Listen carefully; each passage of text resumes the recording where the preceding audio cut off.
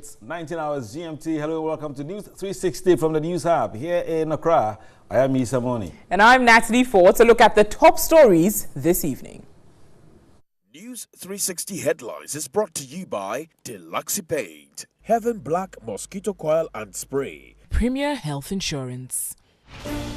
Police take charge of Tamale Teaching Hospital after irate youth chase out Chief Executive Officer. Greater Accra Regional Security Council direct chiefs in Gamashi to limit traditional Pukwe sprinkling to their homes and palaces. Businessman Alfred Agbesi Woyome settles 4.6 million cedis out of 51.4 million cedis debt owed the state. Also in the headline, government to construct 10,000 housing units for security personnel.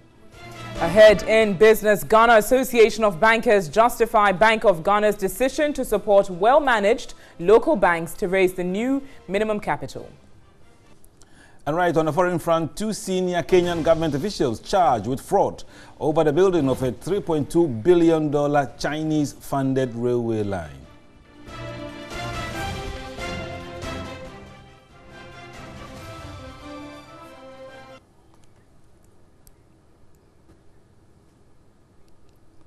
Remember, we are live on channel 279 on DSTV. Now, let's do the first story tonight. The police in Tamale have taken charge of the Tamale Teaching Hospital after some irate youth believed to be NPP sympathizers chased out the chief executive officer from his office.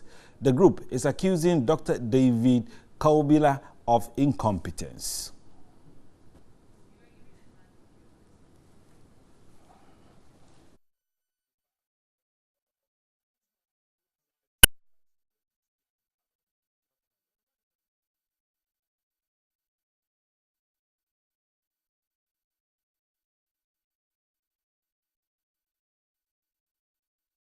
Now let's get into the phone line straight away and speak to Deputy Superintendent of Police, DSP Mohammed Yusuf Tanko, who is the Northern Regional Police Public Relations Officer. Good evening, Chief, and thank you for agreeing to speak to us. You're welcome. Right, sir. So this is not the first time that this issue or something like this has happened in the country. What have you gathered so far? So far, the hospital is calm. We have deployed men there. Investigations have started. But unfortunately, since the incident happened, we have not been able to get in touch with the CEO or the administrator who were the victims to give us statements. And their cooperation in this investigation is very key. We are looking forward to their coming, and we are assuring that as soon as we get in touch with them, even if it is this evening, that they want to work at their offices, we will have the office open for them with or without the keys. Right. So does the Tamale Hospital has security on its own? Otherwise, how could these young people have gotten there to sack or chase out the chief executive? On that, I think you need to speak to the hospital. But as far as we are concerned, we were called that some youth have seized the offices of the chief executive and the administrator. As soon as we got that information, we sent men there. Unfortunately for us, when we got there, the perpetrators had just had gone away. And we don't know if there was a time lapse between the time that they came there and the time that we were called. But we didn't meet them. But we are trying to investigate and locate them and have them arrested and prosecuted. Right. So what can you tell us about the situation at the Tamale Hospital right now? The situation is very calm. We have policemen on the ground. Doctors and nurses are going about their business. Patients who are receiving treatment, and we don't have any concern for now. So what measures have you put in place to stop them from coming back? We have dominated the hospital. We have secured all the places, and we will continue to be there till the situation comes back to normalcy. That notwithstanding, we are still trying to locate the perpetrators and then have them arrested and prosecuted, as I've indicated already. Right. Deputy Superintendent of Police, DSP Mohammed Yusuf Tanko, is the Northern Regional Police Public Relations Officer. We are grateful for your time, sir. Now, in some other news this evening, the police in the northern region have launched an investigation following the death of 3 herdsmen believed to be Burkinabe nationals. Now, their decomposed bodies were retrieved from a forest near Kalidu in the Bole district.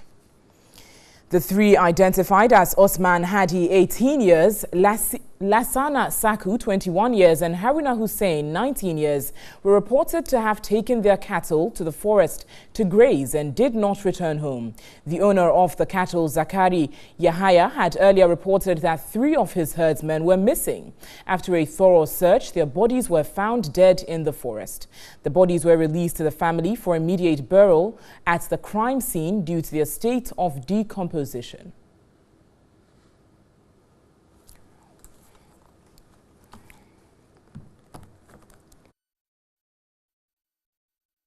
Now let's turn to the story that is breaking out. The Greater Accra Regional Security Council has directed chiefs in Gamashi to limit the traditional Kukui sprinkling to their homes and palaces only. The RECSEC directive followed threats from various factions in the area not to allow a certain chief to perform the traditional rite. An emergency RECSEC meeting early on Monday arrived at a decision in order to prevent avoidable conflict. The Greater Accra Regional Police Command has also been encouraged to intensify security to ensure there is no violation that will lead to conflict. The annual Homowo celebration of the Ga and the Ga Dangme has never been peaceful among the people of Gamashi as a result of persistent chieftaincy disputes. Security intelligence still pointing at hard times this year following due to outstanding chieftaincy issues.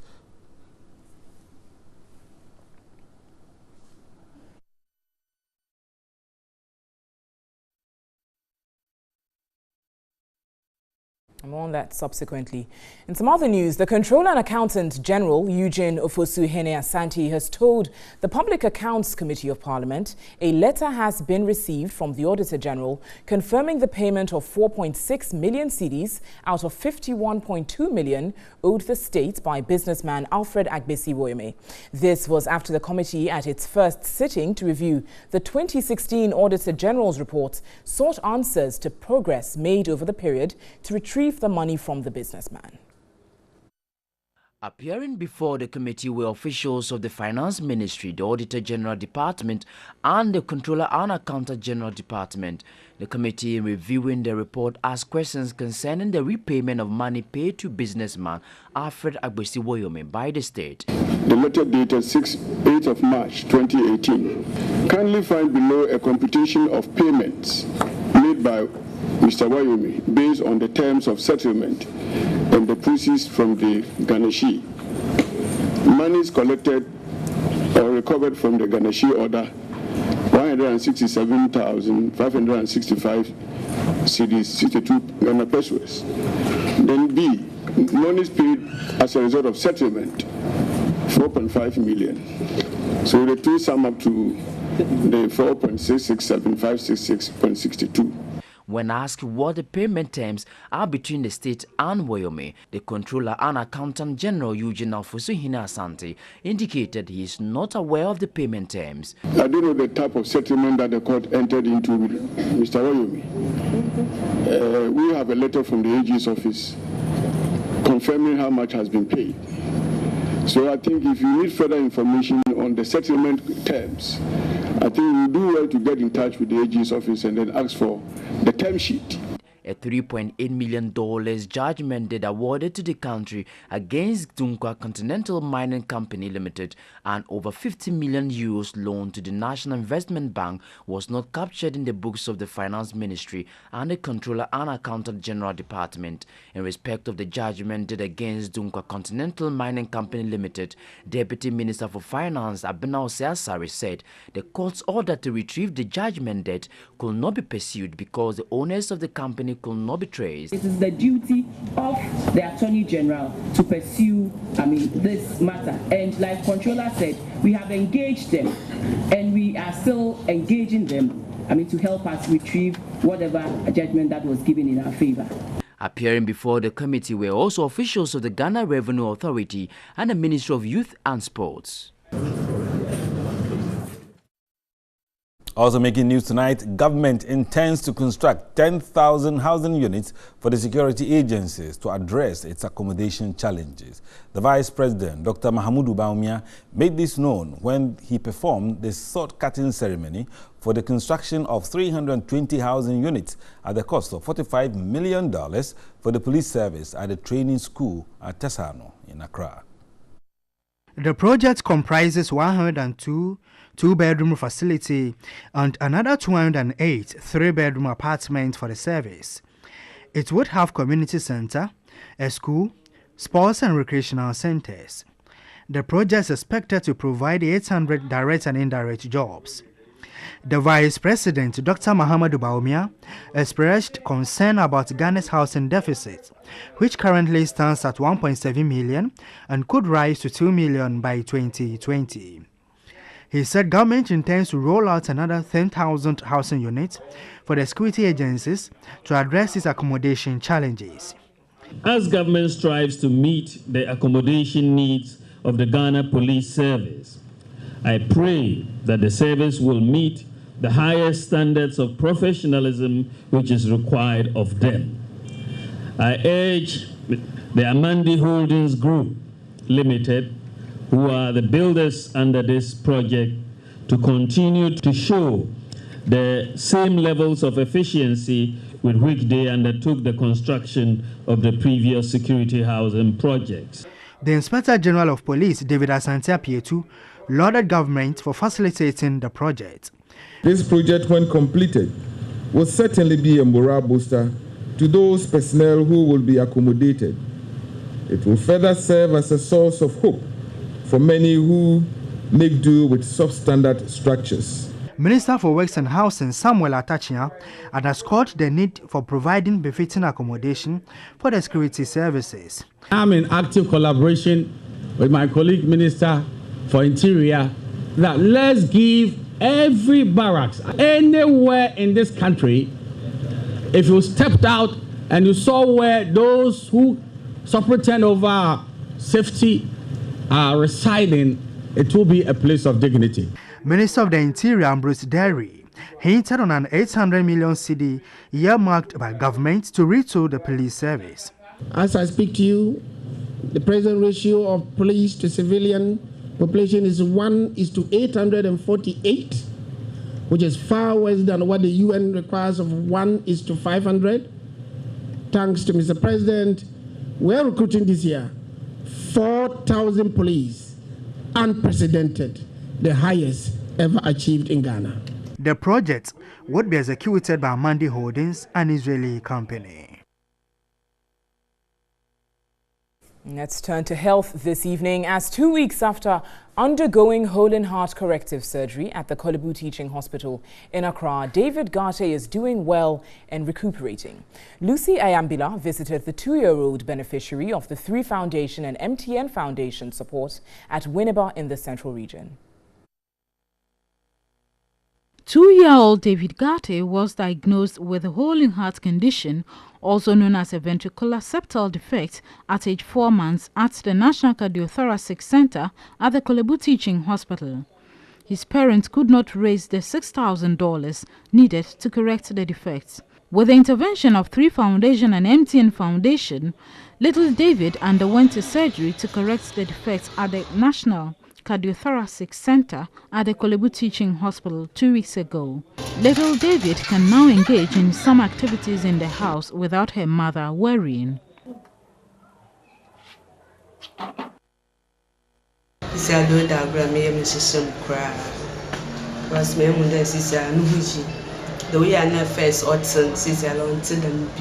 I can see he's doing well now. I thank TV3 and MTN Foundation for the intervention.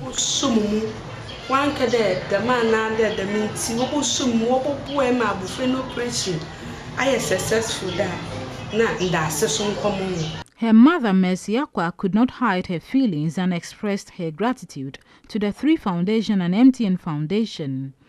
The Sustainability and Social Impact Manager at MTN, Robert Kuzo, had this to say. I'm happy our partnership has been able to change lives, to give a second chance to life to these young and innocent people. And we would want to also do more so that we can change a lot of lives. Richard Ahiagle is the Corporate Affairs Manager for Media General. I am quite happy that so far we have successfully completed surgeries for a number of children, specifically David Garte and James Tetefio, who have gone back home and they are recovering quite well. And we're excited that we're part of their story and we are giving them a chance at life. At 3 Foundation, we really want to make an impact in the life of young children through the Think Hard, Save a Child campaign. So we want to say a big thank you to everybody who has supported us so far, the MTN Foundation and every single Ghanaian who has donated to this cause. But we've just started, there's more to do. So get in touch with us, contact us directly. Also, you can donate directly through our mobile money channel. On MTN Video Report today, our concerned citizen journalist highlights the area invaded by cows at Teshi in Accra.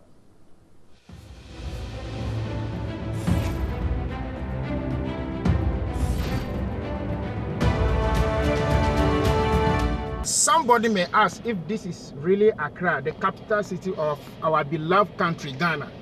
Look at this. We are invaded with cows, bulls everywhere.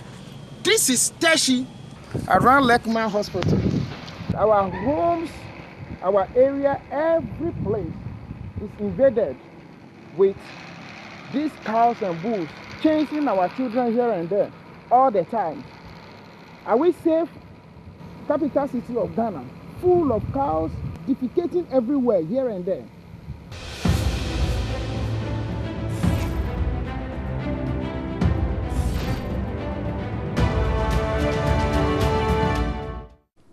Sometimes I get scared if one of them would just push their head in my glass if I have not rolled my car door up when I'm driving. It's scary sometimes. But you can also send your video report via WhatsApp on 0551 433 044. You're watching News 360. Live here on News 360. All across the world, you're watching us on 3news.com. We've got some business news coming up shortly. Stay with us.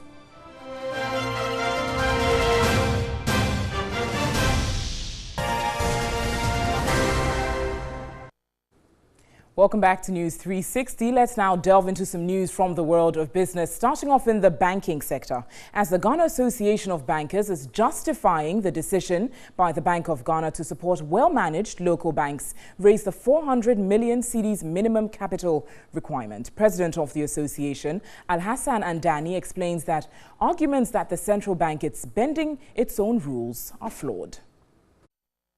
I think it's about government and a central bank being responsive to legitimate concerns raised that there's a need to have significant domestic presence. When I say domestic presence, local shareholders driven and led banks that will sort of be part of the financial intermediation. They would expect that after some time when these banks have gained roots and properly managed and making profit, they would pay back, you know, or the government will put those shares back onto the stock exchange for the generality of Ghanaians to participate in. Alhassan Andani assured depositors that interventions by the central bank will ultimately safeguard their funds. Part of the action taken by the central bank is to protect these depositors. As an association, we are happy they've done that all the time, you know, and making sure the people in between, the central bank making sure that the intermittent, you know, reviews of our operations brings up these issues and they deal with it in a timely manner.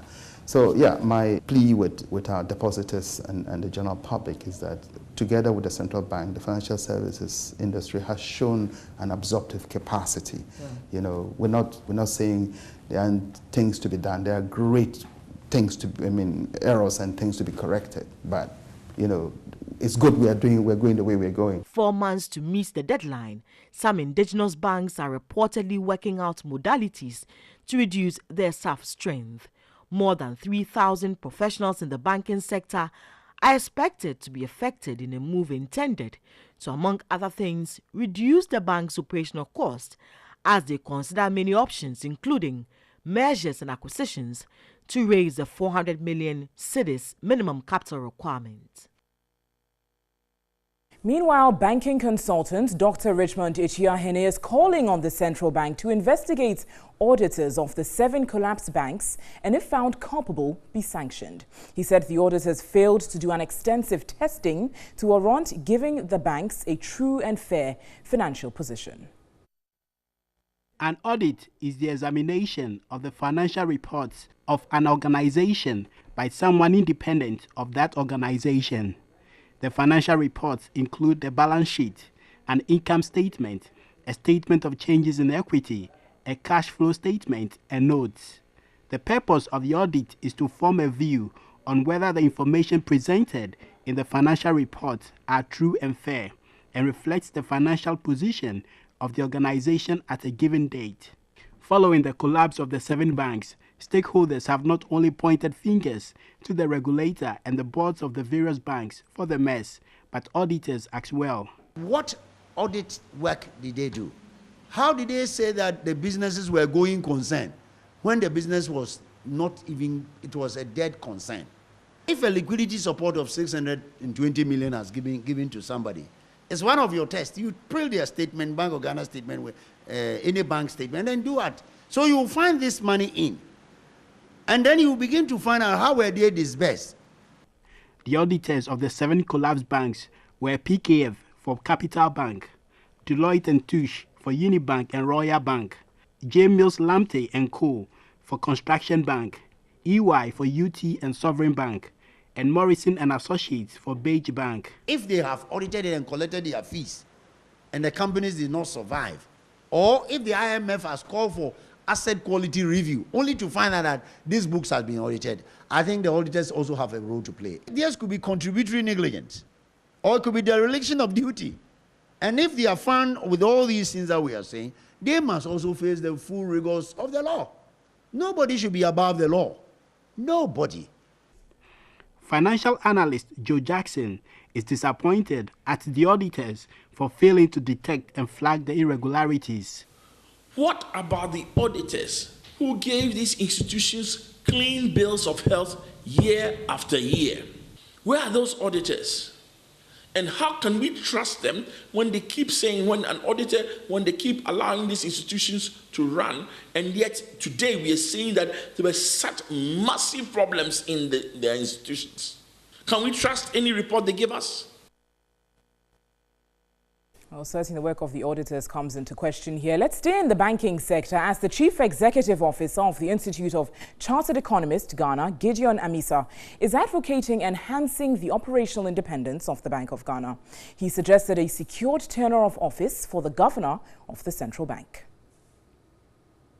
The Chief Executive Officer of the Institute of Chartered Economists, Ghana, Gideon Amisa, proposed an amendment of the tenure of the governor and the composition of the Board of Directors in the 1992 Constitution to reflect that of other independent constitutional bodies like the Electoral Commission and National Commission for Civic Education. Because our Constitution requires that it is an independent constitutional body, so it is about time that we begin to engage in a public debate on the operational independence of the central bank. Perhaps we should make it constitutional independent body so that the term of office will not be restricted to a political term of office. This, he noted, would eliminate political interference in the operations of the central bank.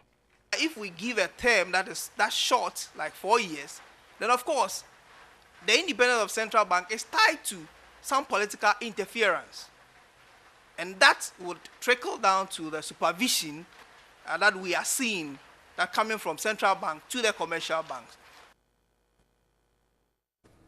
Now, in some other business news this evening, MTN Ghana has settled on modalities to pay customers who were duped in the recent Savannah brokerage Ponzi scheme. The telecommunications network will, from Friday, August 17, disburse a total of 12.2 million cedis to affected customers. MTN Ghana has finalized modalities for the disbursement of funds to victims of the Savannah Brokerage Investment Limited's Ponzi scheme. The decision for the payment was taken after management met with representatives of the victims of Savannah Brokerage Investment Limited's Ponzi scheme, the Ghana Police CID, and the regulator. General Manager in charge of mobile money services at MTN, Eli Hene, said funds in the scheme were frozen as per directions of the police and other authorities. We have not had any relationship with Savannah Brokerage as a business. They haven't set up with us to use mobile money for anything. So we got a consent. We engaged the regulator, and then we took the decision to go ahead and freeze the operations, because it was not legitimate and the regulator has very little knowledge of it. And we tried to engage customers. They also could not tell us exactly who these people were, where their offices were, and we could contact anybody. So from the customer's point of view, they don't even know who is the owner of the business, and they can't show us or point us to any office. The total amount to be disbursed is 12,288 Ghana cedis, which comprises 12,096 Ghana cedis being the actual amount frozen by Mobile Money Limited and 192,297 being the interest generated over the period. The disbursement of funds will begin on Friday, August 17. Customers to be considered are only those who invested and have not received any payments, those who invested and got part of their principal paid to them, all those who invested and got their contributions paid in full, along with those who got their contributions and more, do not qualify for the refund. The fund will be disbursed proportionately based on each person's contribution made as against the total investment. And that's how we round up the business news this evening on News360. Visit our website, it's 3news.com, for some more business news. We've got some more news on News360 shortly. Stay with us. You can visit our website, it's 3news.com, for some more international news. But let's return to Ghana now, as the Institute of Chartered Economists Ghana has suggested officials of the Bank of Ghana, whose negligence led to the recent collapse of the 7 banks in the country, be held responsible and accountable. Now, the Chief Executive Officer of the Institute, Gideon Amisa, has therefore called on the President to set up a commission of inquiry to investigate the collapse of the 7 banks. The Institute of Chartered Economists Ghana, ISEG, underscored the need for the central bank to fast-track the implementation of the International Finance Reporting Standards IFRS 9 impairment concept and the Basel III. The Chief Executive Officer of ISEG, Gideon Amisa, observed lack of best practice in the banking industry can be blamed for the collapse of the 7 banks. Other developed countries are already in Basel III. And it is one of the reasons that we landed in this situation, because we were not, operating according to international best practices. Look at corporate governance issues that are popping up. Again, the internal control, risk management, measures were not up to standard as far as the Basel III is concerned. These things are introduced to check some of these, issues that we are currently facing as a country. He said implementation of the Depositor Protection Scheme, as stipulated under the Deposit Protection Act 2016, is long overdue. So, the Deposit Protection Scheme requires that we establish a Depositors Protection, fund, and then that corporation that would, help the depositors in case there is a bank run or there is a bank failure that we are seeing. You lose your money, this fund will be available for you to fall on. You need that fund to be operationalized and the scheme to kick off. Uganda has already done it. Ghanaian taxpayers have had to pay in excess of 8 billion cedis to finance the operations of the private sector business. The institute suggests the president sets up a commission of inquiry to investigate the collapse of the 7 banks. If it is negligence which is causing us this amount, then of course you have to be answerable, and we don't have to even leave it there with the banking supervision, because the amount involved cannot be approved by the supervisory department. The board of the central bank at that time and the governor of the Bank of Ghana at that time would all have to be answerable to the Ghanaian taxpayer. A lot more to come on that issue, which we'll bring you some more of in subsequent bulletins. We're still live here on News 360. We've got entertainment news coming up next with Miriam. Hello there. Tonight our focus is on roll call, which took place over the weekend at the Aviation Social Center. The biggest West Africa youth carnival, roll call, took place at the Aviation Social Center in Accra on Sunday night, attracting thousands of merrymakers. The socialization platform was also used to caution against the use of drugs. This year's roll call, the 8th edition, fell on International Youth Day. Organizers used the big event to celebrate all young people in Ghana. The theme was to encourage every young person to stay away from drugs, stay in school because education is key. Students took part in competitions in rap, singing, dance, among other exciting side attractions.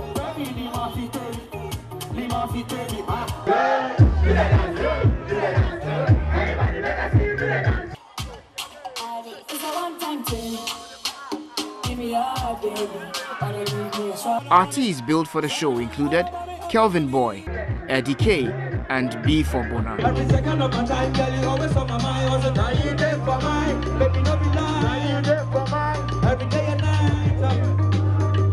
Fans were thrilled. Okay, we are here to see the artists have fun and everything. Yeah, our gag man, we see art, medical and go, people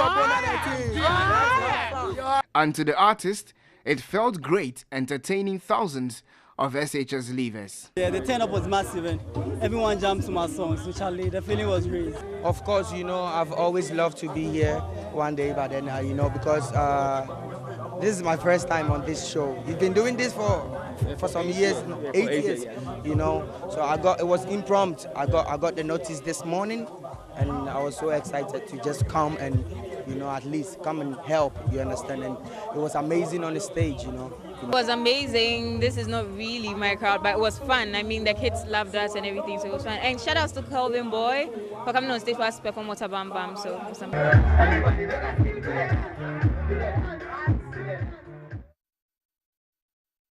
Now let's still stay with the roll call because the BIM Nation signee Kelvin Boy gave a massive performance at the just ended socialization event roll call. Let's go back and see how he got everybody on their feet dancing all night.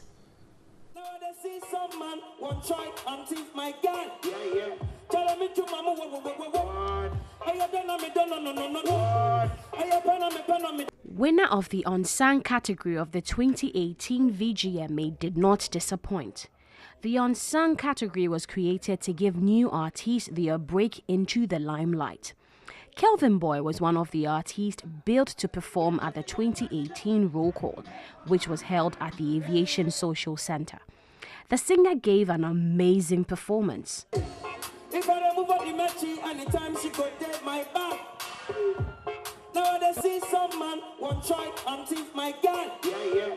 The singer then invited one of his die-hard fans to share the stage with him.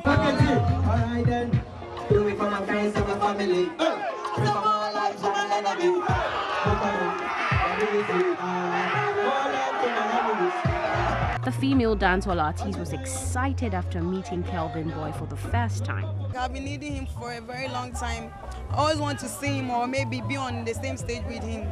I like him so much. I like his music and he's doing the best. I think Ghana should support this kind of people so that Ghana music industry will push forward. Kelvin Boy, after his performance, spoke about the theme of this year's event, #Don't Do Drugs. I them, they know that, you understand?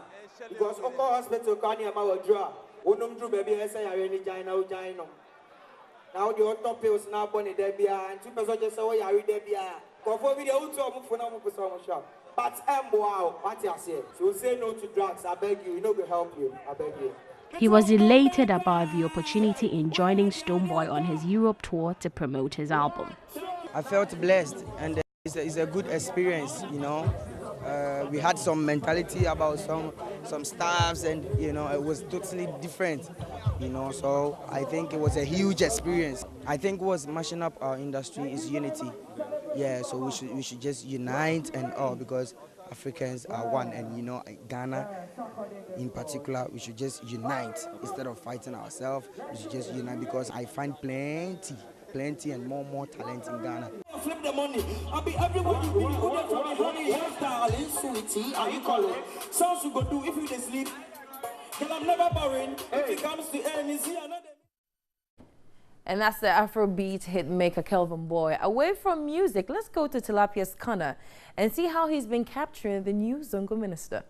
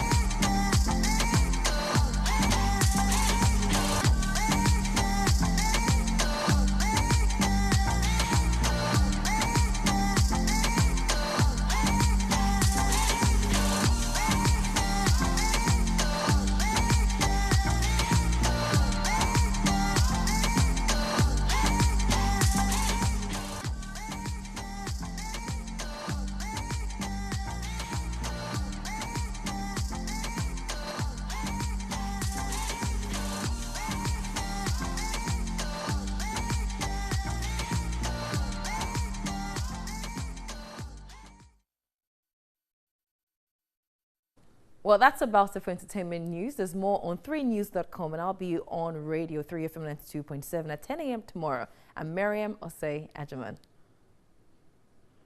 Miriam, hi, thanks for that there. How was your weekend? Good? Very wonderful. We Yeah. hope you enjoyed your show as well. Oh, I did. Because Absolutely. I see you have a wrap around it. Exactly. Yeah. Well, that's it for this edition of News 360 from the News Hub here in Accra. I am Isa Morning. And I'm Natalie Fort. Visit our website. It's 3news.com. You can get some more news on there. Also, news at 10 will simulcast on our sister station. It's 3FM 92.7. Thanks so much for watching. Have a lovely evening.